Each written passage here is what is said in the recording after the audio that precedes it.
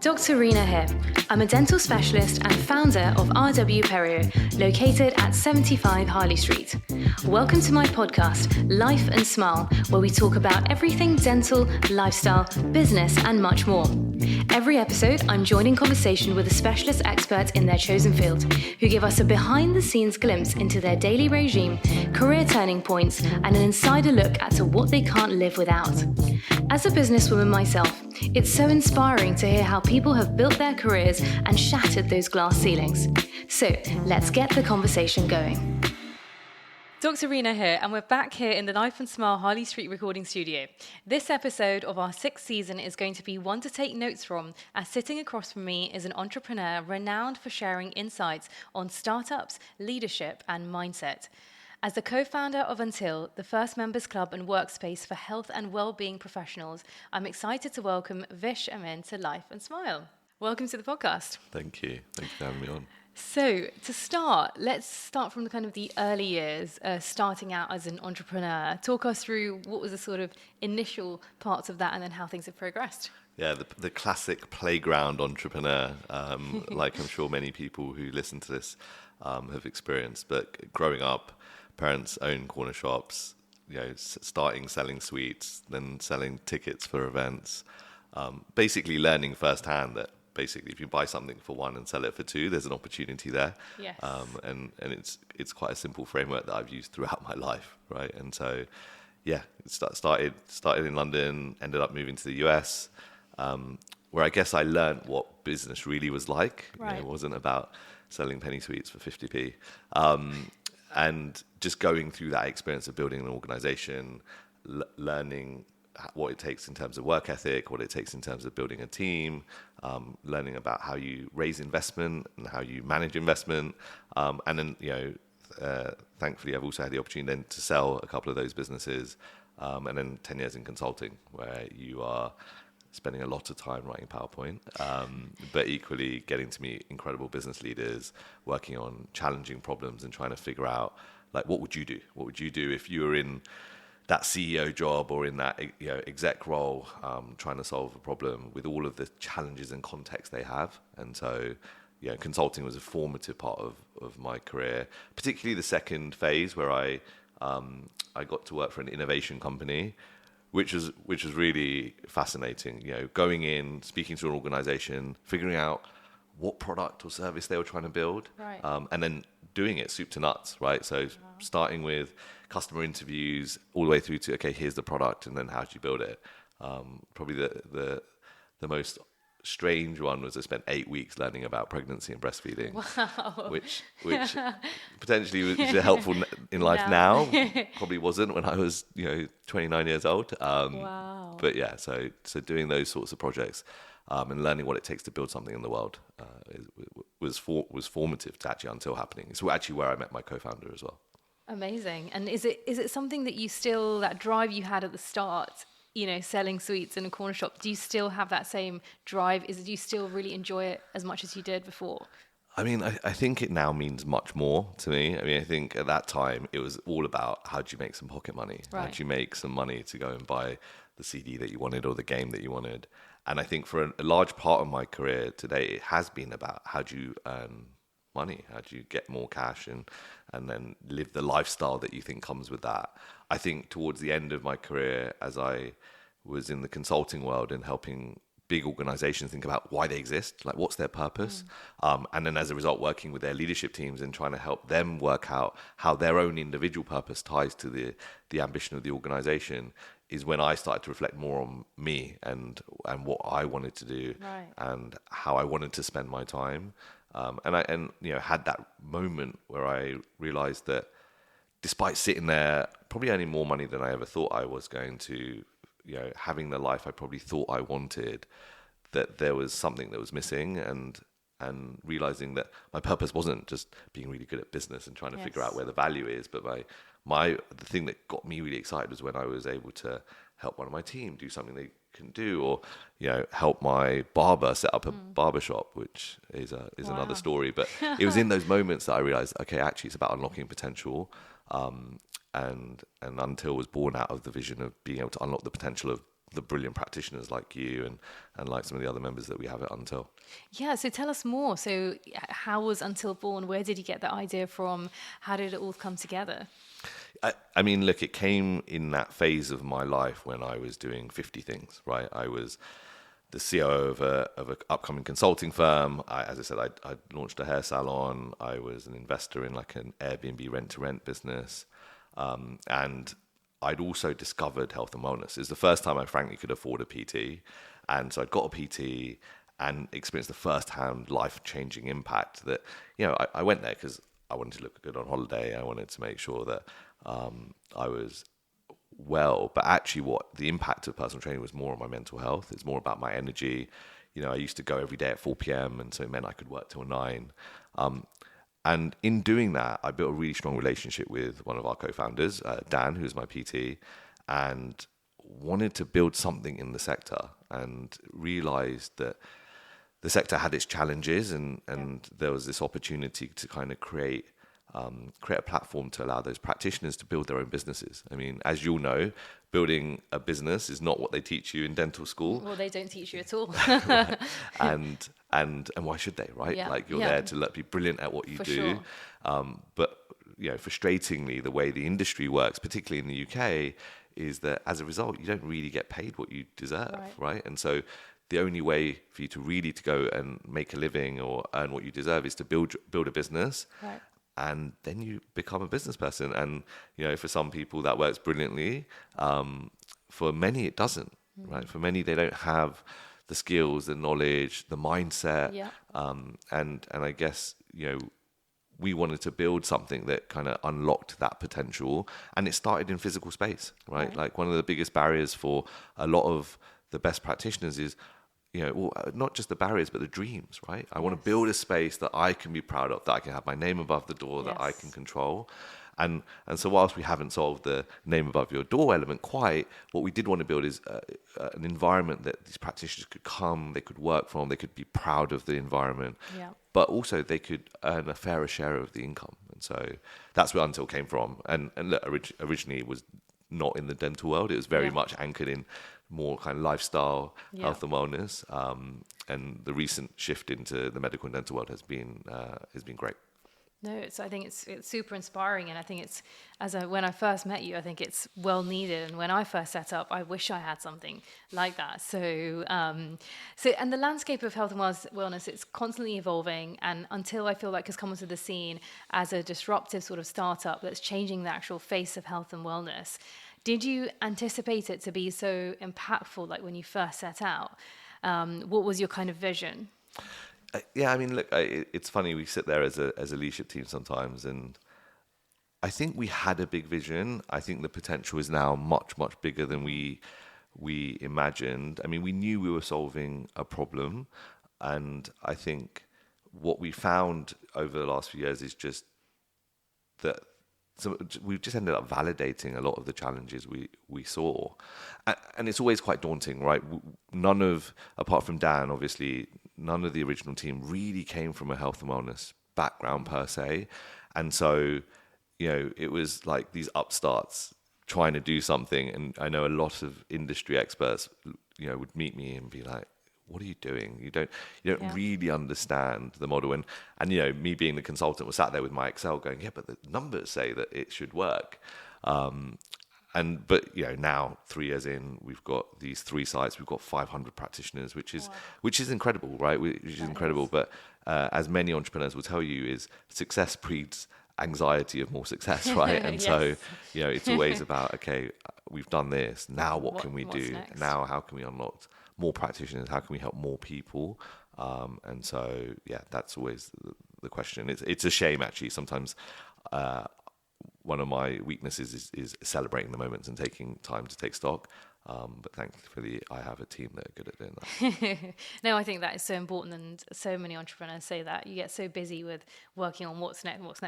We need to stop and celebrate where we are and have gratitude to the journey. Because at the end of the day, I think when people do look back, those at the end of their career, I'm sure you agree, they say it's more the fun of the journey, to be honest. It's where it's at. You mentioned about unlocking potential in others and kind of you're driven by purpose. Tell us a bit more about that. Is it that you you through until you've been able to unlock, potential for practitioners, etc., but also like what about within your team and like building a team, etc.? I mean, it's the best part of my job, right? That I get to choose who I work with, and we are very lucky. We're lucky that, when I think about all the individuals around the table, they're the ones doing the work. I think sometimes as the CEO, you get a lot of the plaudits, whereas the reality is like none of it's possible without the people that we have around us. And it is, we're evolving how we think about the business, and really we realize that the opportunities for us to become the home of growth, right? And the home of growth for our practitioners and their clients, where people can come, they can develop themselves, physically, physiologically, mentally. But foundation to that, is if we don't have a team that's growing every day, if we don't have a culture that's encouraging that behavior, it just is never going to be a reality. And so we are now making investments in development, in learning, in unlocking the potential of our existing team. Because guess what? If they feel like they're growing, it'll just be create an aura in our spaces that will mean that it's contagious and that our members will feel the same impact. Completely agree. So we spoke about, obviously you work, every time I see you, you're busy, you're working fully hard. But let's talk about sort of work-life harmony / how do you stay, because as an entrepreneur and all the important roles that you have, you need to look after your energy levels to make sure you're performing your best. So what would be your sort of top tips on this? Is there such a thing as work-life balance, or is it, tell us more. How do you deal with that to make sure you're always kind of on point? I mean, okay, work-life balance is a relative term. Agreed. I think if you spoke to a lot of people in my life, they'd say, I don't have balance, versus their standards. And the reality is, I think you have to have your own standard.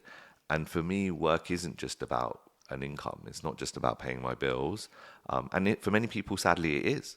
Right? And in that context, I understand they may have a different framing. For me, work was as much historically about validation, but now it's about, I enjoy what I do. I genuinely love it. And so, being able to have the space to have that impact and do that in balance with the rest of my life is important. And look, are there any top tips? No, because I don't, I think you'd look at me and go, I don't do it brilliantly. I think one of the things that's important is picking your team. And often people, when you say pick your team, they think, oh, your co-founders or your peers or the team, the team that you have in your business. And actually, I think it's much bigger than that. I think your team starts at home. And so, what's the family structure you put in place? What are the commitments that you've made? How do you balance that? As you know, it's always a balance. Who are the friends that you put around you, right? Yes. And then advisors and board, and I think when you think about your team, you have to think holistically. Yes. Otherwise, you'll fall down at the first hurdle. No, I love that kind of 360 side of things. The word accountability is used a lot in the health and wellness sector, whether it's being accountable to a partner or towards a health goal, or simply as a kind of entrepreneur. What does accountability mean to you? Yeah, I mean, accountability, I guess the first thing that comes to mind is do what you say you're going to do, right? I think it's a principle that is important, right? Whether it's a business partnership, whether it's something at home, whether it's an investor conversation, you have to try your best to do what you say you're going to do. But I guess the counterbalance to that is, we're human, we're not robots, and so sadly we can't program in a routine and stick to it 100% of the time. So I often talk to my team and the people I'm coaching about, it's how quickly do you get back on the horse when you fall off it, and learning how to do that. So accountability in that context is your ability to spot when it's going wrong and do something to fix it. Like for me, I've learned that with training, I know how important training is for me. I know how important it is for my energy, for my mental health, just for how I feel about myself. Yes. Are there times when I just can stop training? Absolutely. My members are very good at reminding me when that's happening. And I think that's what, I had a PT recently who was like, oh, I'm just watching you train. And he wasn't, right? He's brilliant at what he did, but I'd worked with him for a while. And so, had got good at what we needed to. But for me, it was as much the accountability of, I train at 6 a.m. And guess what? If no one's there waiting for me, I'm like everyone else. I get up at 20 past 5 and I'm like, oh, maybe tomorrow.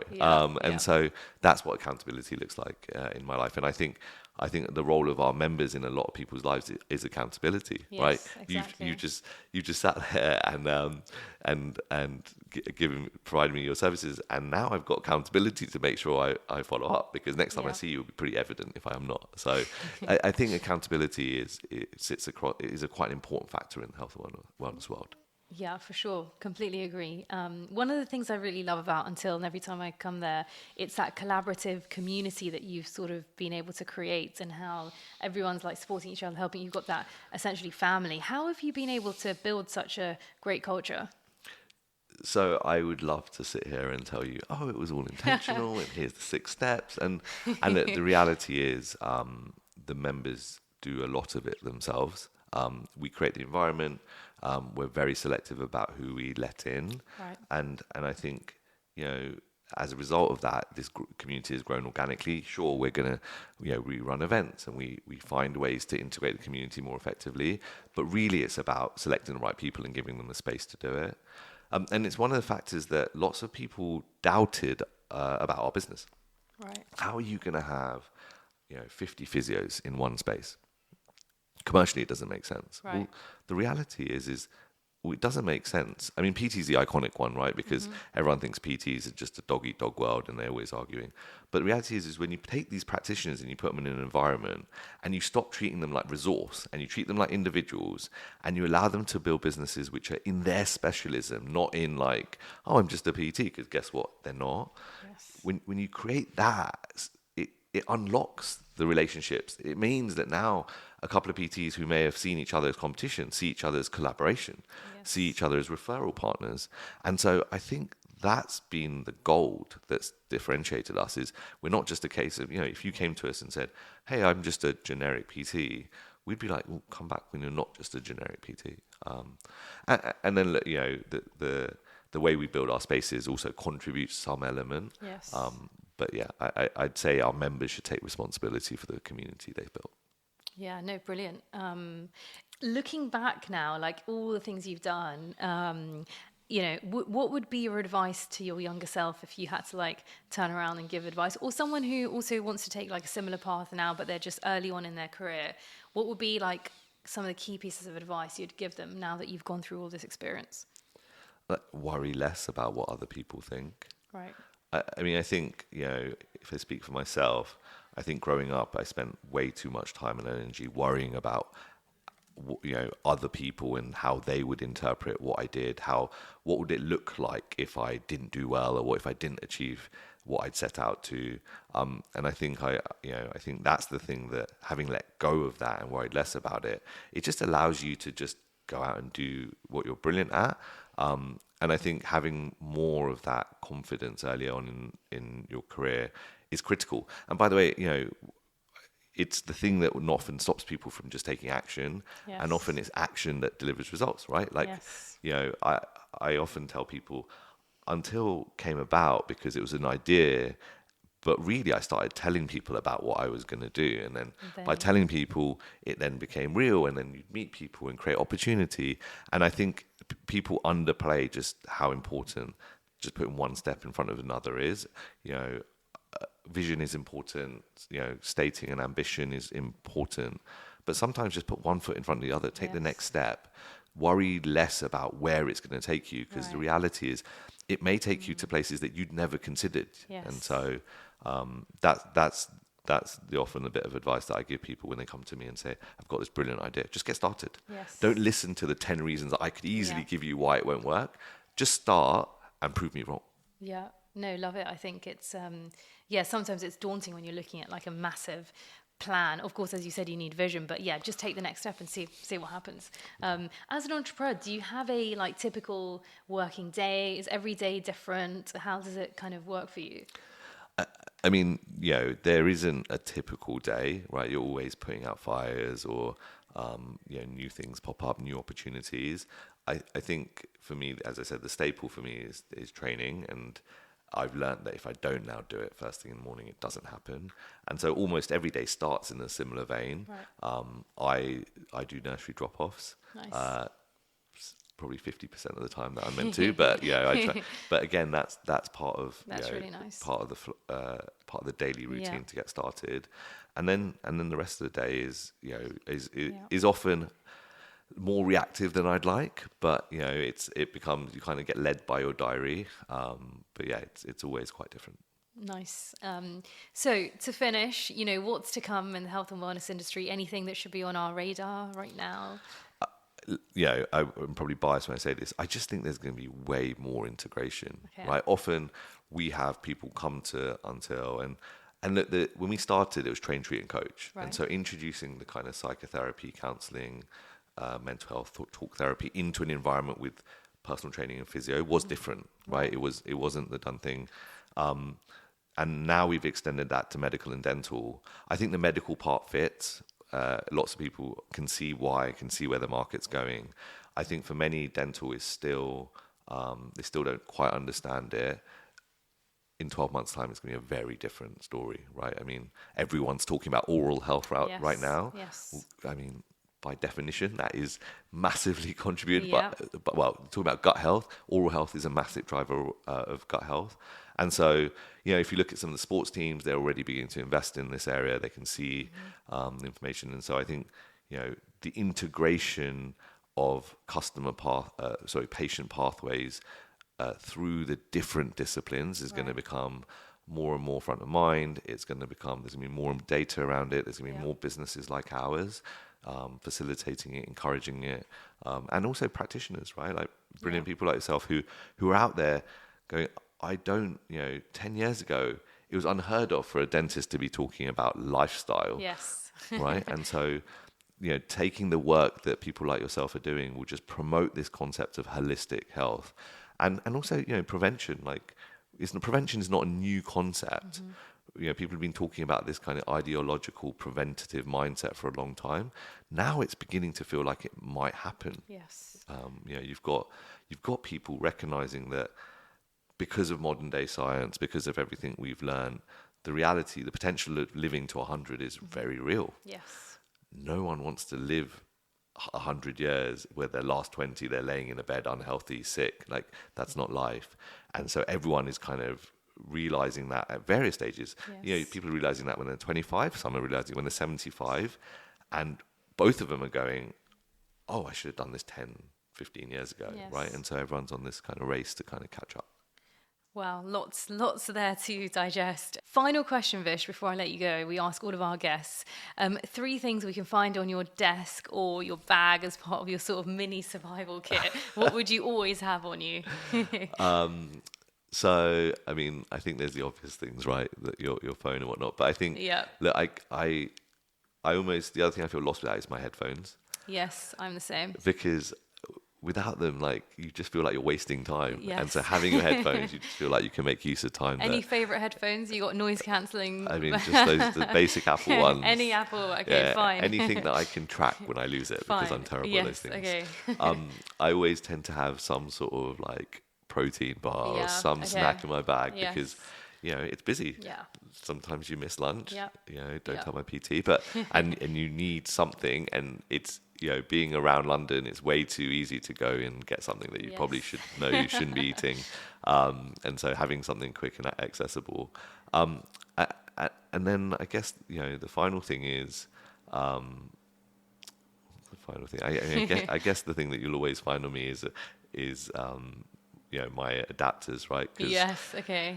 You'll always end up in a situation where you'll go to a client, you go to an investor meeting, and they're like, "Great, we've got a screen," and you pull out your laptop, and you're like, "Oh crap, there's no way to connect it." So they're probably the real ones. I could probably make up some more interesting ones, but they're probably the ones. Love it. The important ones that you need every single day. Exactly. Listen, Vish, thank you so much for such a great conversation. So much to learn there. I can't wait to follow and see what Until does next. For those people who want to find out more information, where can we contact you? What would be the best steps? I mean, now there's a social media account under my name, which I absolutely get help to support to execute. But just contact me on LinkedIn. Amazing. Or Instagram, and would love to hear from any partners or anyone that wants to get more involved in the journey. Thank you so much. We'll see you again soon.